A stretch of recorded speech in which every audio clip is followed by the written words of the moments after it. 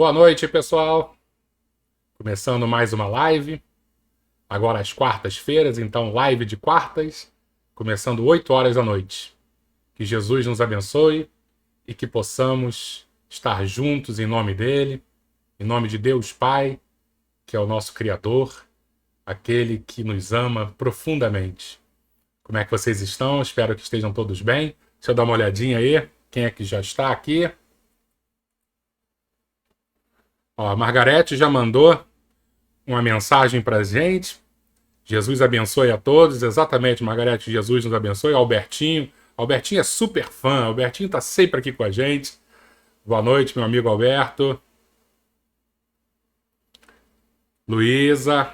Tudo bom, Luísa? Boa noite. A Silvane também. Boa noite. Daniele. As pessoas já aparecendo, se comunicando com a gente. E hoje um tema que eu acho maravilhoso, que envolve diversos pontos. Né? Esse tema envolve a questão da reencarnação, a questão da espiritualidade que nos acolhe, né? nessa trajetória de plano físico, e principalmente os nossos filhos, que hoje o nosso tema, nossos filhos são espíritos. A gente tentar entender como é que essas crianças, né, mexem tanto com a gente, como é que a família funciona à luz do espiritismo. É muita coisa legal que a gente vai conversar hoje.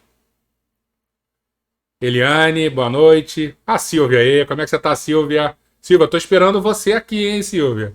Você foge, mas você é uma pessoa que eu adoro assistir suas palestras, da Ana Bandeira também, e eu fico sempre pensando assim, a Ana já acertou comigo um horário, hein? Quero ver você, Silvia. Depois já manda uma mensagem para mim quando você puder e um tema pra gente bater esse nosso papo aqui, tá?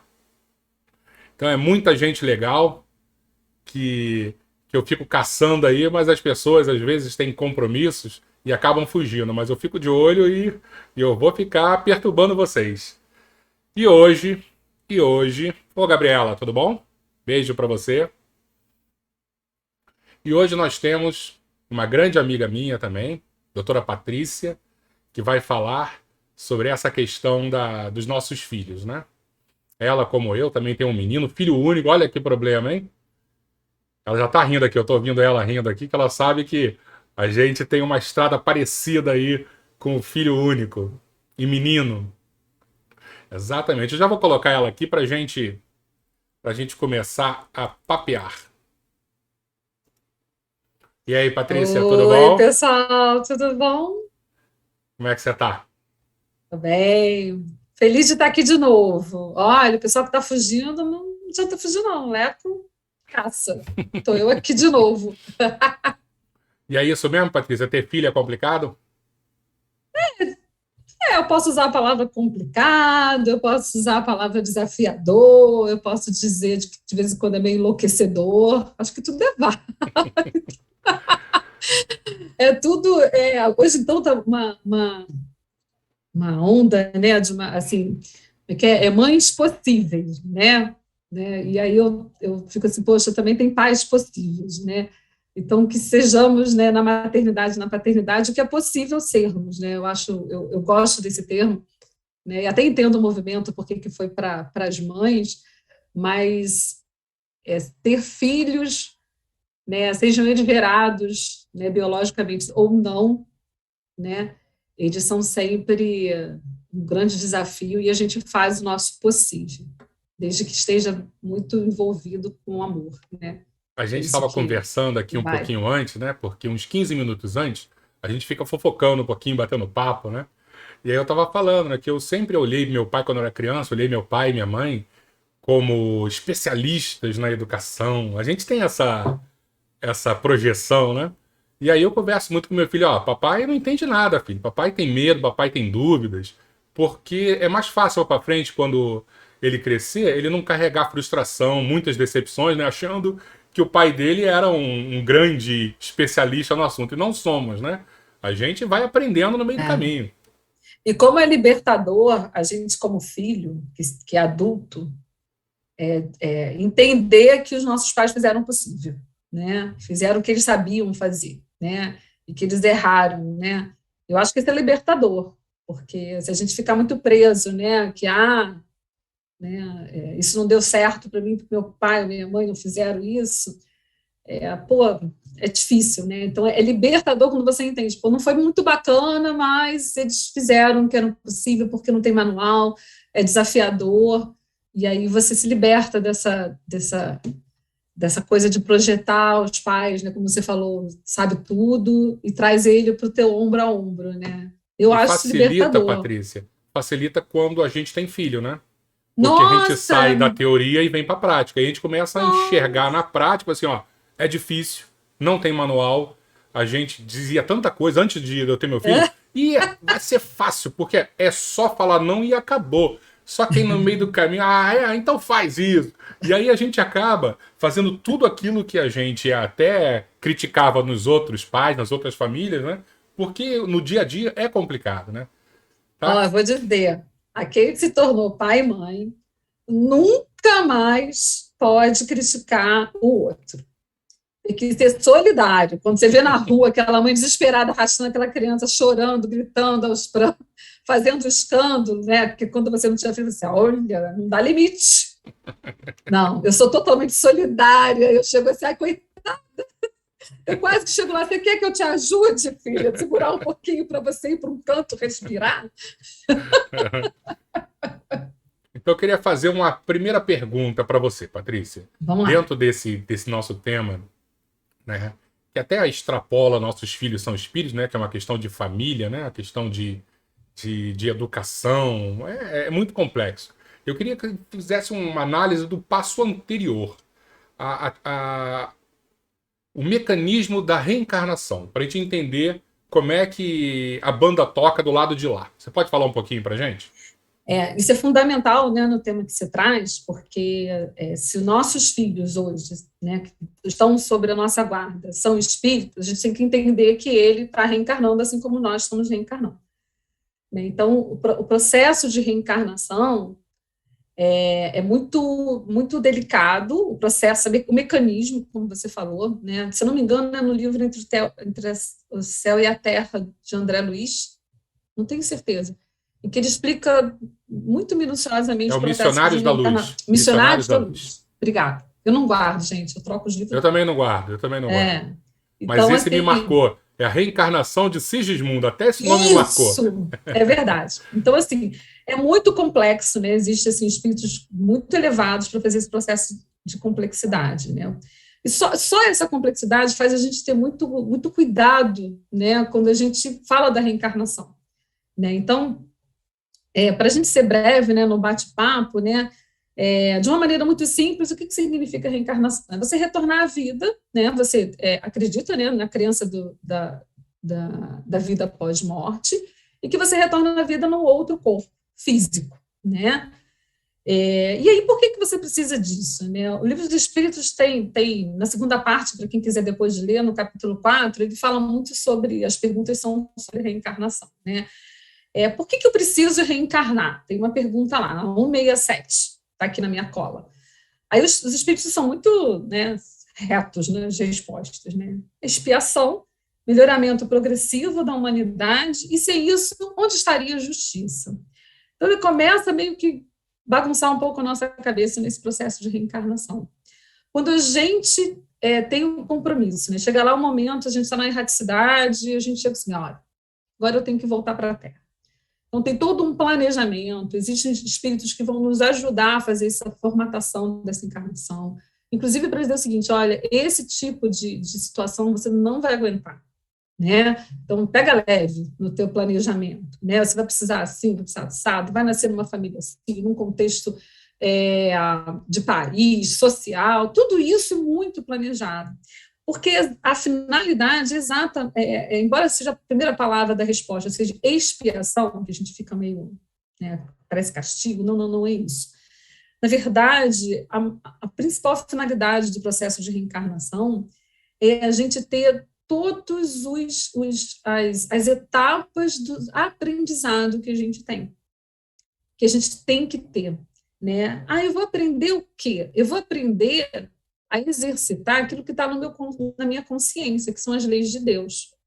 né? Então, cada momento, cada ciclo reencarnatório, eu vou estar aprendendo, tendo oportunidade de melhorar ou literalmente aprender alguma habilidade, uma habilidade moral, uma habilidade intelectual, uma habilidade emocional, digamos assim, né? São várias outras, né? Mas vamos falar um pouco dessas 3 habilidades. Então, a gente tem que ampliar muito o nosso horizonte para falar da reencarnação. Então, vamos pensar na Terra, né? Eu gosto muito lá da época da pré-história, né? Lá a gente estava aprendendo as habilidades de instinto puro, instinto. Eu não raciocinava, né?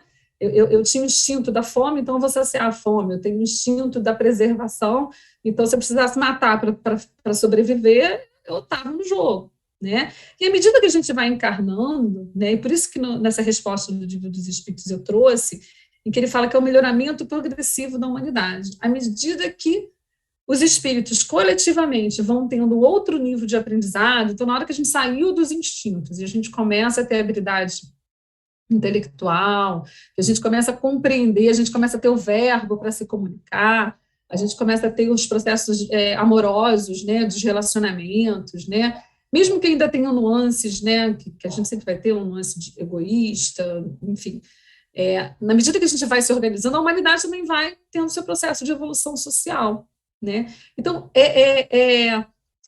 a reencarnação, por isso que os espíritos dizem que a reencarnação é a manifestação da justiça de Deus, porque o ponto de partida é igual para todo mundo. A gente é criado simples e ignorante. As chances e as oportunidades de aprendizado vai ser igual para todo mundo. A organização disso está pautada nas leis de Deus. As leis de Deus é igual para todo mundo. E ainda tem a liberdade. É o livre-arbítrio, que todo mundo acha que é a pegadinha de Deus. Isso tudo está no contexto da reencarnação. Porque você, no processo desse aprendizado, em cada momento reencarnatório, você vai estar reforçando uma habilidade já aprendida e pegando uma nova para aprender, você tem que estar nesse eixo das leis de Deus e o livre-arbítrio, porque você pode fazer escolhas assim, cara, não estou conseguindo dar conta, não quero dar conta disso. Aí você vai pensar assim, poxa, mas como você não quer? Não quero. Mas Deus deixa você não querer? Deixa. Porque ele é pai, né? Ele está entendendo que você não quer. Aí você adia, e tem uma hora que, como pai, ele chega assim, olha, não dá mais.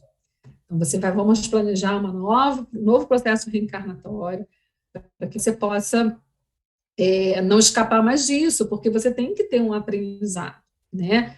Então, assim, no contexto do que seria, né, o motivo do processo reencarnatório, a necessidade é muito da gente poder caminhar nesse processo de aprendizado das habilidades, né, as habilidades emocionais, as habilidades intelectuais, as habilidades morais. E o próprio contexto da reencarnação é muito complexo, né? Os espíritos nos dizem, tem muita literatura, né? Eu gosto muito do Missionários, acho super didático. Antes de ter um corpo físico, da divisão celular, já começa o processo reencarnatório, que é o planejamento, né? Então, chega lá o pai, a mãe, olha, eu vou vir como seu filho, por causa do contexto X ou Y, está tudo combinado, né? Essa coisa assim, eu não pedi para nascer, não cola, né? A gente não lembra que pediu, né? Mas que todo mundo pediu, né? Todo mundo pediu. E aí, quando começam as primeiras divisões celulares, existe um grupo de espíritos especialistas nisso, eles começam, né, porque o espírito cai num adormecimento, né, ele começa a ser adormecido para ele começar a se desligar do mundo espiritual, ele começa a ter uma redução do seu espírito, lembrando que o espírito é matéria e ele tem a habilidade plástica, né? Não me pergunta como, né, os detalhes, né, nem no Missionários ele chega tanto, né, confesso que eu fiquei curiosa ao ler, mas não conta muito, que a gente com certeza não vai entender nada, né, então fica só nisso. Então ele vai reduzindo, e aí eles começam a fazer como se fosse, assim, imagina, na minha cabeça, como se fossem muitos fios de uma grande, sabe aqueles muito fininhos da teia da aranha, que você quase não enxerga? São milhares, milhões desses fios que vão se ligando a essas divisões celulares. E aí já começa o processo de reencarnação. e os espíritos nos contam, a gente...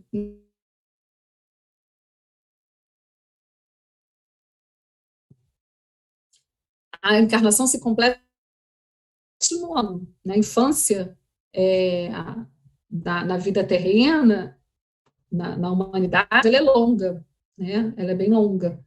E até os 7 anos, os nossos mentores, né, aqueles espíritos que se comprometem a nos ajudar no processo de reencarnação, e aí eu queria abrir um parênteses, né, o mentor desse processo reencarnatório não quer dizer que ele é um anjo super evoluído, ele com certeza tem uma condição melhor, né, e geralmente são espíritos que têm uma ligação forte conosco e que se dedicam, né, olha o grau de generosidade, né? Se dedicam a esse processo de reencarnação, eles ficam bem próximos até o 7º ano de encarnação. Então, assim, muito rápido, né? Não sei se era isso muito que você tinha Deixa eu pensado. só fazer uma pergunta para você, Patrícia.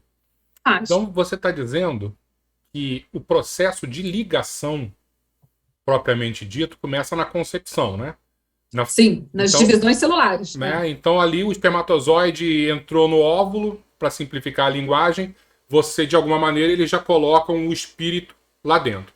Eles vão reduzir a forma perispiritual para praticamente uma célula e acoplam. E à medida que isso vai crescendo, vai duplicando, vai tendo essa multiplicação celular, o espírito vai cada vez mais se ligando ao corpo, à matéria, né?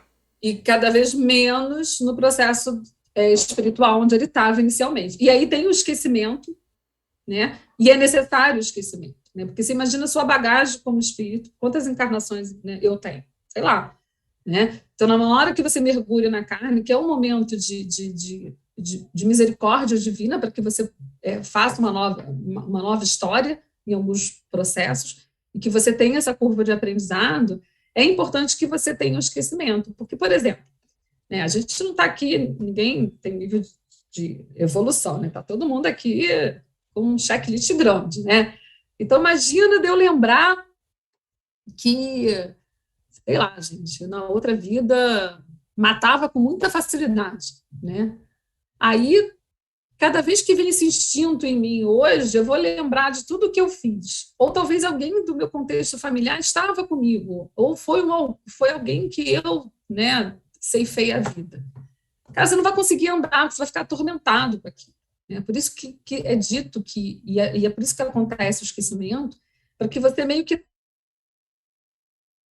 resete para você nas questões passadas, mas não quer dizer que elas não vão ter as suas ações nessa oportunidade que você tem, né? E aí esse você contexto disse... está para qualquer pessoa, para qualquer espírito que está encarnando. E aí você disse que até os 7 anos é como se o cadarço do tênis estivesse ainda desamarrado, e a gente vai amarrando. Isso, está um pouquinho frouxo, aí vai ajustando.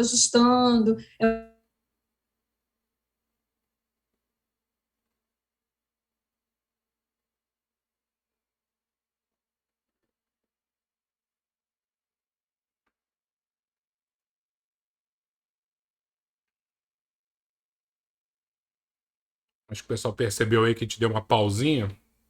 Eu acho que deu uma pausinha aqui. Que acho mas que a internet... conseguiu me ouvir? Não, repete, por favor, porque eu acho que a internet deu uma bloqueada. O que eu quis dizer é o seguinte, que tem essa frouxidão, né, do cadastro, como você colocou, e por isso que às vezes é comum você ouvir da criança assim, que ela viu um amiguinho, viu um espírito, né, ou ela teve um sonho, ela fica às vezes atormentada com um sonho, não estou dizendo que é sempre, tá, gente, mas como ainda tem essa frouxidão, é fácil ela acessar a memória espiritual, né, ou ela lembrar quando ela volta para o corpo físico do que de repente ela teve de vivência no plano espiritual, né? Deixa eu fazer uma pergunta para você, Patrícia. Quando você pega assim, por exemplo, o chimpanzé ou qualquer outro animal, a infância é muito curta, né? Por que nós, seres humanos, aí nós temos muitos anos de infância, né? Não é a criancinha de 1 ano já não sai correndo por aí, se virando, né? E no mundo animal é assim. Qual é a necessidade de a gente passar por tanto tempo na infância? Então, até os 7 anos você consolida a encarnação, né?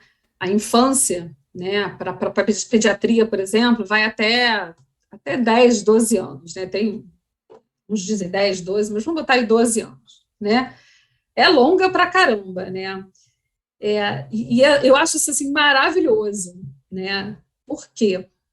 Porque quando você tem essa infância longa, você tem e é totalmente, né? O ser humano é totalmente dependente do outro para sobreviver, né? A criança chora para comer, chora porque ela está suja, você vai precisar dar banho, ela precisa de cuidados para tudo, a dependência é total, né? Ela vai ganhando as suas autonomias, mas ela ainda vai precisando de algum nível de ajuda, né? Sendo que bebezinho ela é totalmente dependente.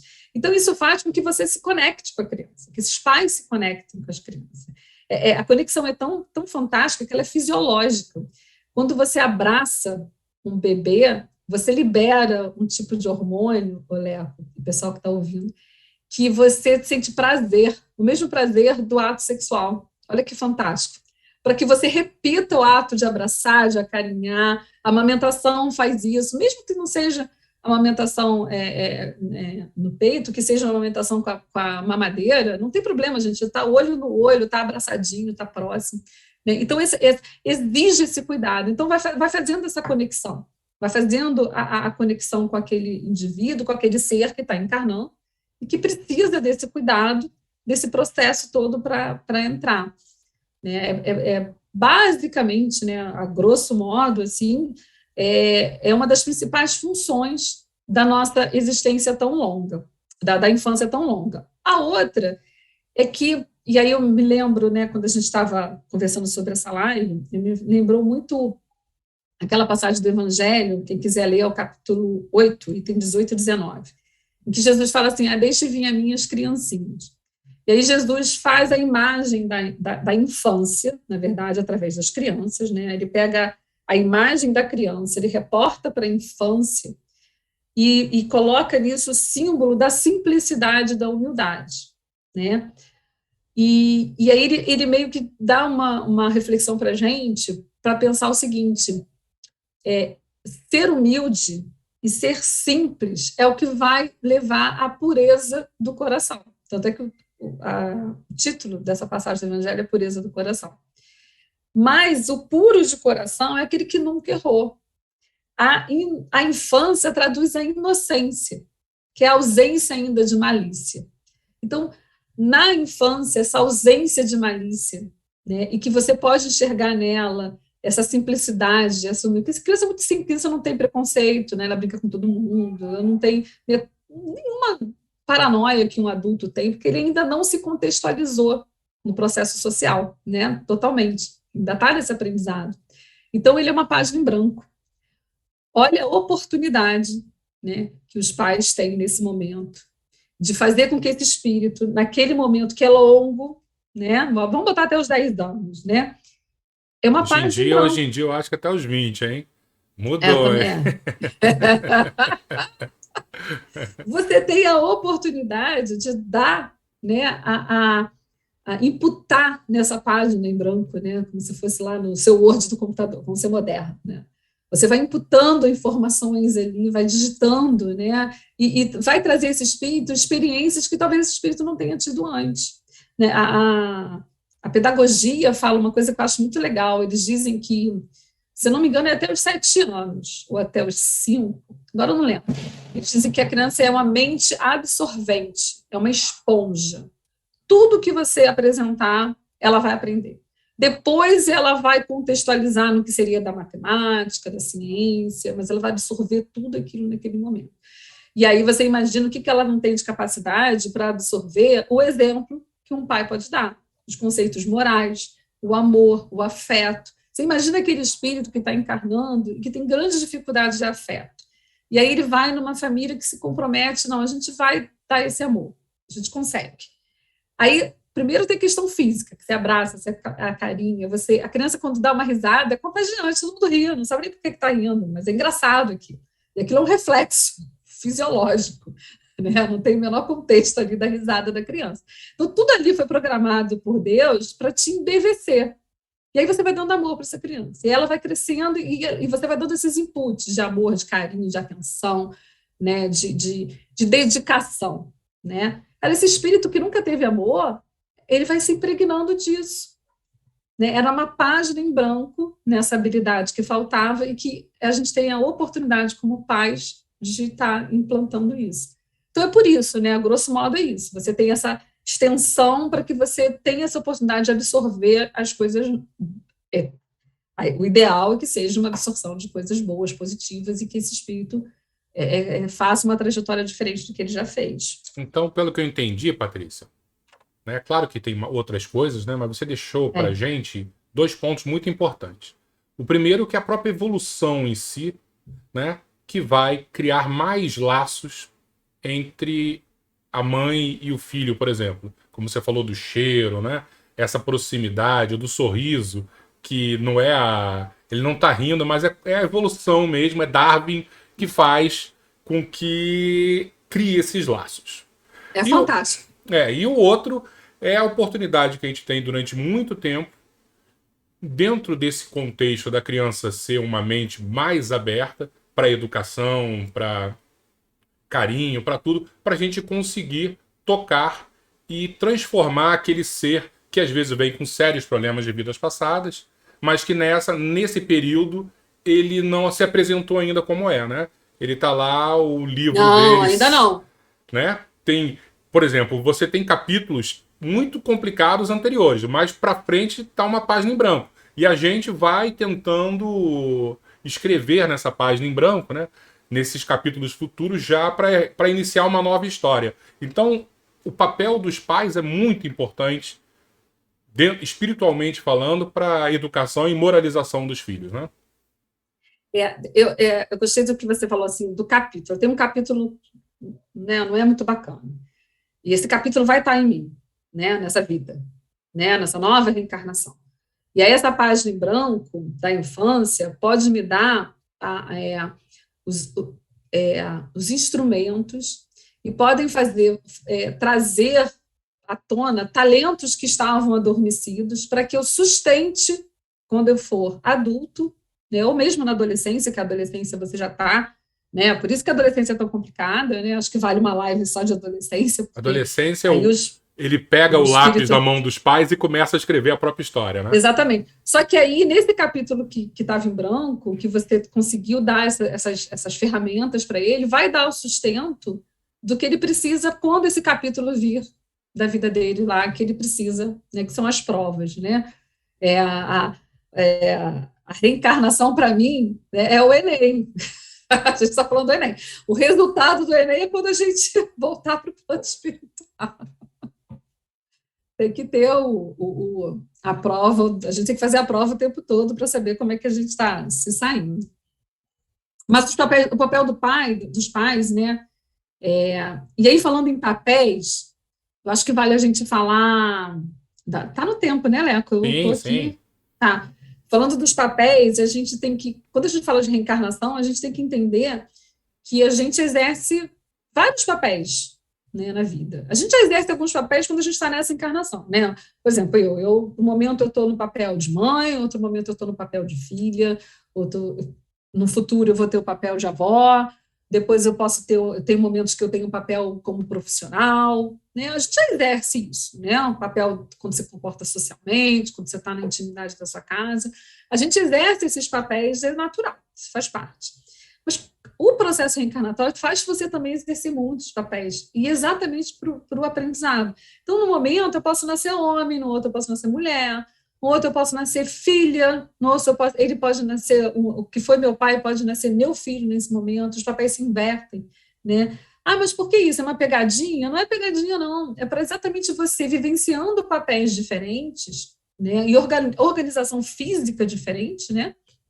Você vá aprendendo aquilo que você precisa, né? Porque o processo lá, né, quando faz lá, vamos planejar a sua encarnação, né? Eu tenho um momento desse planejamento em que são os espíritos superiores, de que tem uma visão macro dessa teia de encarnação e que diz o seguinte, ó, tem que seguir nesse caminho. Aí dá lá para a equipe, né, de reencarnação que vai conversar com você e vai dizer assim, agora você dá os detalhes do processo, né? Mas, assim, esses diferentes papéis faz com que a gente tenha essas experiências e vai ganhando cada vez mais as habilidades que a gente precisa. Eu fico pensando, imagina, um espírito que só encarna como homem, aqui na Terra mesmo, né? Vamos botar a coisa aqui, né? E aí, só homem, homem, homem. Né? E aí ele não consegue entender, né, a liberdade que hoje a mulher tem que ter, né? Porque houve uma evolução, que antes não era, né? Vamos botar assim. E aí tem uma hora que chega assim, ó, meu amigo, agora você vai encarnar mulher. Você vai precisar mergulhar para sentir. E aí ele encarna mulher num país do Oriente Médio que você ainda tem essas Não, questões aí já é demais. separatistas de Pode ser do gênero. Brasil, pode ser do Brasil. Porque do Mas Oriente... acontece! Tá bom, tá bom, tá bom. Pô, vai ter que. Aí você fica assim, puxa, né? É o aprendizado, vamos lá, vamos aprender. Como muitas vezes, né? Vim sempre mulher, agora você tem que vir homem, porque você tem que criar algumas Para ver como habilidades é em que os que homens sofrem, né? todo mundo sofre, todo mundo sofre, todo mundo sofre. Então, Patrícia, pelo que você está falando, a reencarnação é uma espécie de empatia forçada, né? Porque a gente é colocado É, no papel de outras existências para a gente entender na prática o que é ser mulher, o que é ser homem, né? O que é nascer com cores diferentes, né? Com situações de riqueza ou pobreza, para a gente aprender na prática a viver no mundo do outro, né? exatamente, por isso que a reencarnação é uma manifestação da justiça de Deus. Né? Porque não existe assim, você olhar a sociedade, né? Aquela pessoa que está hoje numa situação de pobreza extrema. A gente tem que ter empatia, ser solidário, ajudar naquilo que está na nossa alçada. A gente não pode fingir que não está vendo isso, né? Lembrando que o processo de reencarnatório é a evolução da humanidade. Mas a gente não pode achar assim, ai, que pena, Deus, por que Deus faz isso? Não, não cabe. Tem uma história ali, e existe o motivo daquela experiência ser daquele jeito para aquele espírito, porque não há injustiça, né? Há um processo de aprendizado através das leis de Deus, né? As leis de Deus estão ali, a gente não pode, a gente burla as leis de Deus, né? Porque a gente faz isso, né? E tem um momento que não dá, porque Deus é nosso Pai, né? Então é um pouco assim. Eu gosto muito de uma brincadeira que eu gosto de fazer, que é assim: a criança bota a mão na tomada, aí você avisa, não bota, aí você explica, ela vai lá de novo, aí você tira na mão, aí um dia você não está olhando, né? Vai acontecer, e ela vai lá, aí ela toma um choque. Ela nunca mais vai botar a mão ali, porque foi a dor provocada, porque ela antes não quis ouvir, né? E aí você vai pensar assim, é assim com a reencarnação também. E o pai vai dando todos os recursos, te avisando, não vai por aí. Mas você, com o seu livre-arbítrio, você quer insistir. Então, assim, então deixa cair, deixa machucar, né? Porque ele é mal? Não, porque isso faz parte do processo educacional, né? E aí, às vezes, a gente, mesmo levando choque, a gente vai olhar assim, poxa, mas eu levei choque na tomada de 2. Essa tem 3. Acho que eu vou tentar, porque a gente insiste. E aí o Deus vai lá e manda alguém. Sabe aquele amigo que te manda um zap? Aí você diz, vou botar a mão nos três, acho que vai dar ruim. Você escuta, às vezes você resolve não escutar. Né? Então, esse contexto da reencarnação é lindo quando a gente lê e a gente se aprofunda, e a gente tem que, quando a gente lê, a gente não pode pensar nos outros, né? A gente tem que pensar na gente, né? Como é que eu me vejo nisso? E eu acho que a gente vê uma misericórdia que dá um conforto inigualável, né? Porque eu consigo enxergar minhas oportunidades e eu consigo entender as oportunidades também, que dentro da dificuldade eu posso me mexer, né? Eu não preciso ver assim, é assim, não vai mudar, eu preciso vivenciar. Ok, eu preciso vivenciar, é uma dor, mas o que eu posso fazer para que eu tenha de fato um aprendizado e eu não vá testar na tomada de três furos? Então, vamos lá. Você está falando dessa oportunidade que Deus nos dá de reencarnarmos, né? E vivenciarmos experiências, às vezes, diferentes, que fazem com que a gente aprenda, que a gente tenha um outro olhar sobre o drama, né? Sobre experiências mesmo. E, ao mesmo tempo, quando a gente está falando de pai e mãe, a gente está falando também dessa mudança de papel. Lembra que a gente estava falando? Eu sou um pai, mas que eu fui filho até pouco tempo e questionei muito a educação dos meus pais.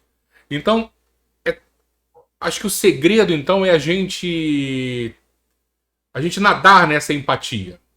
É a gente estar sempre enxergando a dificuldade que o outro lado tem, né? E ter muita compaixão e compreensão, né? Porque às vezes a gente tem compaixão dando uma de bonzinho, não. Mas eu acho que compreender a dificuldade do outro é um passo muito difícil que a gente tem que ter. A compaixão é fazer compaixão, né? É você realmente estar se dedicando àquela situação, né? E quando a gente fala, né, dos papéis, né, a responsabilidade de ser pai e mãe é muito grande, né? Porque assim, você é um tutor, Deus, né, te dá a guarda, né? E ter essa empatia, né, do que você vivenciou como filho, né? E você entender agora quanto é difícil, quanto é complexo, né? Aquilo que eu julgava facilmente porque eu não vivenciei. A gente está falando aqui do papel de pai e mãe, mas quantas coisas a gente vivencia na vida e que a gente fala, eu não faria assim, não sei o quê, mas na verdade você não vivenciou aquilo, né? Então você, né, para pensar se você tem alguma opinião sobre isso, se você realmente não vivenciou. E não vivenciar está tudo bem, mas você ter empatia pelo outro, né? Você ter compaixão, às vezes você não consegue ter empatia, sabe? Até com filho, né? Porque ele é um espírito, porque às vezes é uma encarnação difícil, você tem é um processo reencarnatório que você já lá sabia, né, que não ia ser muito bacana, você ia ter E é dificuldades, bom, né, mas Patrícia, a gente falar sobre isso, porque parece que ter é, filho é as mil maravilhas, né? Que a não, família é um lar de bênçãos e às vezes é um ambiente de conflito, né? que eu quero correr dele, né? Tá tudo bem eu querer, mas eu não vou fazer isso. Porque também, se aquela tarefa te foi dada, olha só, né? O termo usado pela espiritualidade é exatamente esse. Você é um tutor desse espírito. Deus te confiou essa guarda. Então, você tem, com certeza, se ele confiou, você pode dar esse processo de educação. E você tem que entender que vai ter momento que você vai errar, e vai ter momento que você vai ter oportunidade de consertar, e vai ter momento que você não vai saber o que fazer, você vai pegar a bússola de dentro do bolso. Eu escutei isso de um grande amigo nosso. Assim, às vezes eu pego a bússola dentro do bolso, olho, porque eu não sei qual o norte que eu vou seguir. Né? E tudo bem, né? A gente vai usar o recurso daquelas pessoas que chegam no seu caminho para ser um desabafo. Aquela mulher faz muito isso, né? Eu estou vivendo isso assim. Aí alguém conta e você começa, então não é só eu. Tá todo mundo no mesmo barco, Ainda mais né? hoje em dia de mídias sociais, né? Onde todo mundo tem a Nossa, família perfeita, bonita, Doriana. E eu vejo, se não minha família está em tem. crise, eu acho que Eu eu acho sou que o está último tudo do mundo, errado. né? Exatamente. E estar em crise é muito bom, porque quando você está em crise, né, e às vezes é a criança da família, no ambiente familiar, que ela dá o termômetro, né, ela dá o sinal de alerta, né, ela acende, né, o alarme, né, é bom, porque se tem crise, se alguém está manifestando, seja com doença, seja com um processo, doença física, doença emocional, seja o que for, é um alerta, e é bom, a gente não foge, não. É difícil, é doloroso, às vezes eu não sei como conseguir, mas esse alerta é exatamente aquilo que você precisa enxergar para você botar esse espírito que hoje é teu filho na rota e para você também se colocar na rota. Porque é um aprendizado de duas vias. Né? Quantas vezes, muitas vezes, né, a gente está aqui falando de encarnações difíceis, mas às vezes o espírito ele tem um aprendizado muito maior que o seu. E ele topou vir teu filho para te ajudar. Né? Então, assim, você não pode ter se apegar, né? Ainda mais hoje em dia, nessa coisa de família feliz. Você tem momentos de felicidade, você tem momentos muito complexos, muito difíceis, você não está sozinho, todo mundo tem isso. Todo mundo tem uma rede que vai te ajudar. Né? Você tem a família consanguínea, mas você tem a família por afinidade. Né? Construam laços, né, de amizades, porque eles vão te ajudar, são os anjinhos que chegam para a gente, né, que a gente fica assim, Deus não me ajuda, e, pô, Deus mandou um montão de amigos te mandou zap e você não leu a mensagem de ninguém, então você perdeu a oportunidade de ser ajudado, né, porque a tarefa não vai ser dada sem que você possa cumprir. E o que você fez de errado, que faz, pai e mãe erram, né? Você errei, isso aqui vai fazer o quê? Vai ficar atritando, vai criar uma guerra? Tenta fazer agora diferente. Olha, eu gritei, eu não queria gritar. Estou falando com situações simples, né? Às vezes você perde as estribeiras mesmo, você tá nervoso, teve um dia de trabalho cheio, não está preparado para isso. Minha mulher faz muito isso, né? Passa a bola para o marido, vai lá, vai você, porque que não está não. Se ausenta, sai de cena, né? Eu estou sendo menos mãe por causa disso. Não, eu estou demonstrando mais amor. Primeiro que eu estou dando amor a mim, porque eu estou me respeitando, eu sei o meu tempo, no momento eu não vou dar aquela atenção que a criança está me exigindo. Aí eu vou tomar meu banho, vou com calma, respiro. Depois eu vou lá, vou estar mais calma, eu vou dar uma qualidade bacana para a criança, eu vou estar dando amor, né? Como dizer não é dar amor, que as pessoas têm muita dificuldade, a gente vive um mundo muito de que eu não tenho que causar frustração. Frustração faz parte lá daquela página branca que a gente falou, né? Que ele tenha, eu particularmente, opinião minha, né? Eu prefiro dar frustração para o meu filho, porque quando a vida dela dá a frustração Não, a pesada. vida não tem a mão da mãe, não, né? A vida Não bate. tem. Deixa eu dizer não, que depois eu dou um carinho. Mas é isso, a gente tem que confiar, e a gente tem que entender que as crises que estão no nosso ambiente familiar, com o nosso filho, né, com os nossos filhos, é difícil, não é fácil, né? Mas a gente vai conseguir. Quando a gente fala que vai conseguir, porque existe todo um planejamento espiritual para essa encarnação, para essa família, né? E aí, falando em educação, que é o que o plano espiritual nos diz que é a tarefa dos pais, né, essencial, educar não é botar numa boa escola, não é dar, né, sei lá, lazer, teto. Isso aí são as questões materiais que a gente tem que dar. Educação é um contexto de você passar a sua moralidade, as suas habilidades, as suas dificuldades, né? Quando você conta uma dificuldade para um filho, você olha, quando eu tinha sua idade, eu fiz uma bobagem assim, assim, assado, e aí foi difícil para mim por causa disso, eu tinha dificuldade disso. Você está exercitando esse aprendizado junto com ele, né? Você está sendo possível para o seu filho, né? Então, nessa tarefa da educação, né, que não é você instruir, né, é você dar os valores para essa criança.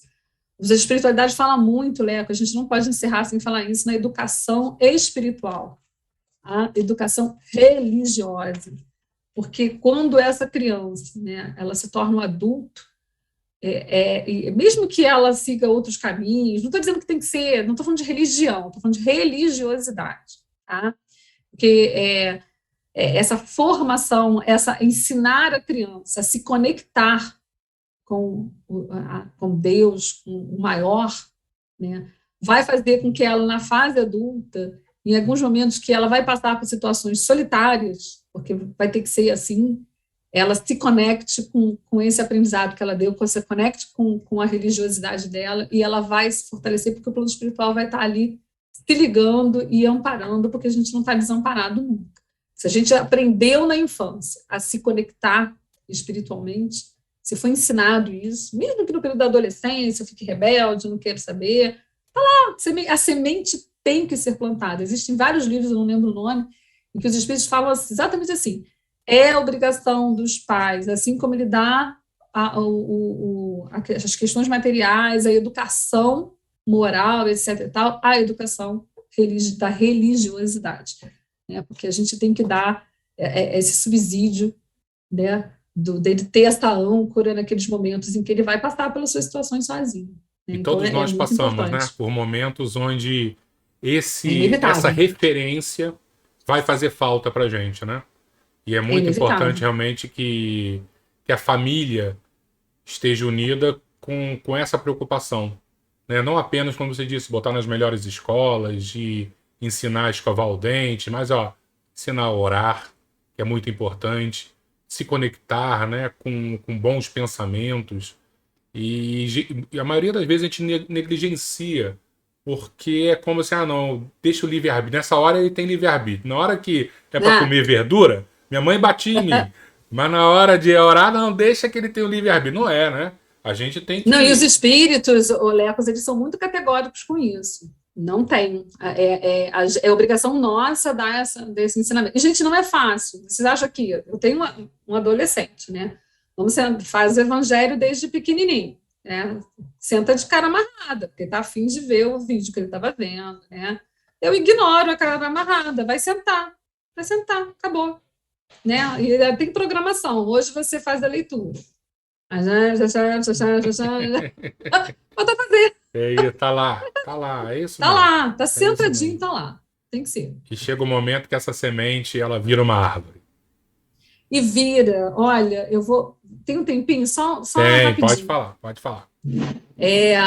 Eu fui criada numa família espírita, né? Minha mãe sempre foi espírita, né? Então, minha mãe conta que eu brincava com as bonecas, botava as bonecas assim em pé e ficava pegando o livro e fazendo, né, evangelho, falando, doutrinando lá as bonecas. E assim, a minha mãe, assim, é minha história familiar, né? Minha mãe sempre falou assim: ó, eu sou espírita, vocês vão comigo no centro espírita. Não quero saber. Depois, se quiser ser budista, não sei o quê, não tem problema. Né? E a minha mãe foi assim, até tipo, apresentou várias religiões, né? Não, tem que conhecer tudo. Quando eu tinha lá meus 12, 13 anos, deixa eu te apresentar que existem outras religiões, assim, assado e tal. Enfim. Mas ela falava isso: vai, enquanto for menor, né, e eu pagar tuas contas, tu vai comigo. E assim foi. E eu repeti isso com o meu filho. Então, não, vai comigo. Então, ele sempre foi comigo no centro. Às vezes ia a gente amarrado, não era fácil, não. Aquela pessoa que conhece Pedro, né, pequenininha, aquela criança linda e arrastada, mas estava indo. Mas ele, quando era muito pequenininho, né, eu assistia a reunião pública e ele ficava brincando de carrinho, né? E ficava ali. E foi crescendo assim, né? Foi crescendo, crescendo. Aí, uma vez a menina da creche dele chegou para mim, ela frequentava o centro, foi uma coincidência, uma atendente da creche, da turminha dele. Aí um dia ela encontrou comigo no centro e falou assim, ele devia ter uns 4 anos, por aí, 5. Ela falou assim: Patrícia, às vezes a turma está agitada, aí o Pedro, de repente, fica perto de um amiguinho e bota as mãos assim, ele tomava paz.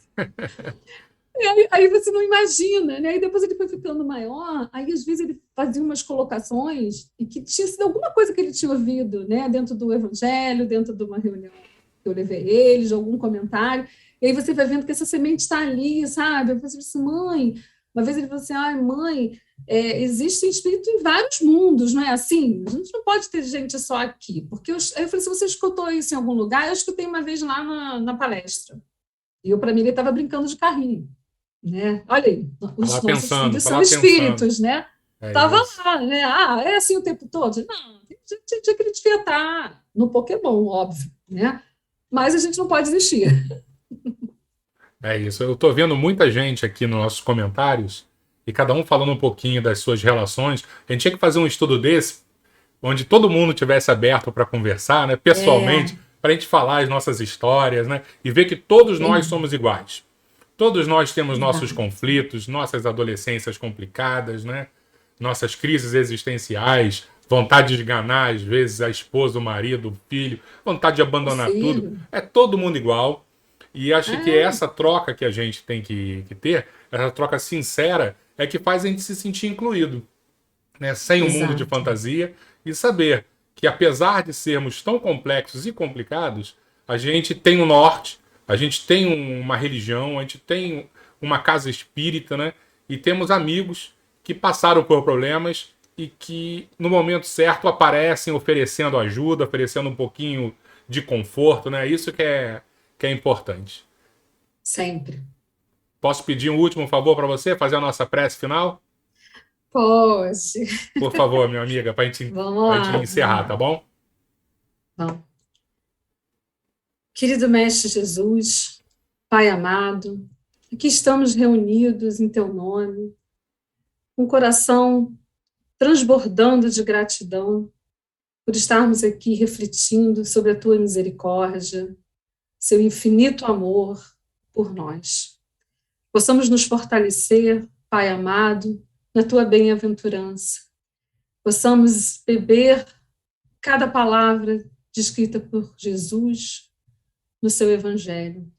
Possamos nos fortalecer, Senhor, nesses momentos difíceis que passamos na Terra, pelos nossos momentos íntimos de dificuldade e que sentimos às vezes tão sozinhos, que possamos encontrar nos teus benfeitores enviados por ti o bálsamo, pelos nossos amigos na vida que nos trazem palavras confortadoras, que deixamos transcorrer as nossas lágrimas, mestre, nos momentos difíceis, sabedores que tu nos enxuga uma a uma. Possamos permitir, mestre, sermos abraçados por teu amor, que possamos ser abraçados pela misericórdia divina. Nós precisamos deixar isso acontecer. Que nesse momento de prece, os nossos corações unidos, esses fluidos possam invadir a todos os hospitais da nossa cidade, do nosso Brasil, que se encontram recebendo aqueles que sofrem suas dores físicas, aqueles que estão acometidos pelo Covid, que essas famílias se fortaleçam nesse momento doloroso, que tenham não só a nossa empatia, mestre, mas o nosso amor e os nossos melhores frutos. Que assim seja. Patrícia, muito obrigado, tá? Gostei muito da nossa conversa e que a gente possa, em breve, estar fisicamente também lá no centro. Se Deus quiser, se Deus quiser. Tá bom? Um beijo para todo mundo que está aí no chat, eu não sei quem estava, não dá para eu ver. Um beijo enorme, um carinho enorme, porque é muito gostoso estar com essa oportunidade. Eu fico com receio, fico toda tensa, né? Mas é muito bom, Léo. É muito bom, é muito bom. Fazer isso bom. mesmo, é muito bom, muito bom. Beijo, fica com Deus, tá? Beijo. Boa noite. Deixa eu falar com o pessoal aqui para me despedir deles. Beijão. Obrigado, pessoal. Muito obrigado aí por estar todo mundo com a gente, ouvindo. E espero que as palavras da nossa amiga Patrícia tenham tocado os corações de vocês e que a gente se sinta realmente inserido nessa família do nosso celeiro de luz, família de Pedro e Nair. E sem esquecer que todos nós vamos passar por problemas familiares, por dores, por conflitos, por confusões, mas lembrando que existem pessoas encarnadas e desencarnadas que nos amam muito e que querem o nosso bem. Então nunca desistir, tá? Que a gente possa se encontrar em breve na nossa casa espírita. Beijo a todos. Fiquem com Deus, que Jesus nos abençoe e muito obrigado pela presença aí de vocês, tá? Boa noite.